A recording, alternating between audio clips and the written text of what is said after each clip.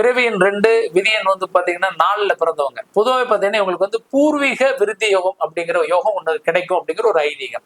அப்ப எல்லா நூல்கள்லயும் வந்து சொல்லப்போனா கூட சில நூல்கள்ல மிகப்பெரிய விஷயம் சொல்லப்படுது. அப்ப அந்த மாதிரியான யோகம் உங்களுக்கு கிடைக்கிறப்ப என்ன ஆகும் அப்படின்னா, நம்முடைய முன்னோருடைய ஆசி கிடைக்கும். குலதெய்வ ஆசி கிடைக்கும். நிறைய பேருக்கு இன்னைக்கு குலதெய்வ ஆசியே கிடைக்காம இருக்கும். எல்லா நேரமும் நான் கோயிலுக்கு போவேங்க அப்படிம்பாங்க. நான் வந்து விருதி இல்லாம இருக்கும். அப்பேற்பட்டவங்களுக்கு இந்த விருதி கிடைக்கணும். அப்ப வந்து பிறப்பு எண் உங்களுக்கு 2ஆ இருக்கணும். விதி எண் 4ஆ இருக்கணும். அப்படிப்பட்டவங்க உங்களுடைய பிறந்த தேதி வந்து 1, 2, 7 இந்த மாதிரியான சூழல் இருந்தாலோ, அல்லது 1, 2, 7ஆம் தேதி உங்களுடைய நேம நீங்க சேஞ்ச் பண்ணி, நீங்க அதுக்கு தகுந்த மாதிரி உங்க பேரை மாற்றம் பண்ணி வச்சுக்கிட்டீங்கனாலும், கண்டிப்பா உங்களுக்கு அந்த பூர்வீக விருத்தியும் கிடைக்குங்க. அது கிடைக்கிற பட்சத்துல எல்லா விதத்திலயும் உங்களுடைய வளர்ச்சி உறுதி. அப்ப விதி எண் எப்படிங்க கண்டுபிடிக்கிறது அப்படின்னா, பிறந்த தேதி, மாதம், வருடம் எல்லாத்தையும் கூட்டும் பொழுது வரக்கூடியதான் விதி எண். அப்ப எல்லாத்தையும் கூட்டி எக்ஸாம்பிள் வந்து ஒரு 22 வருதுன்னு வைங்களேன்.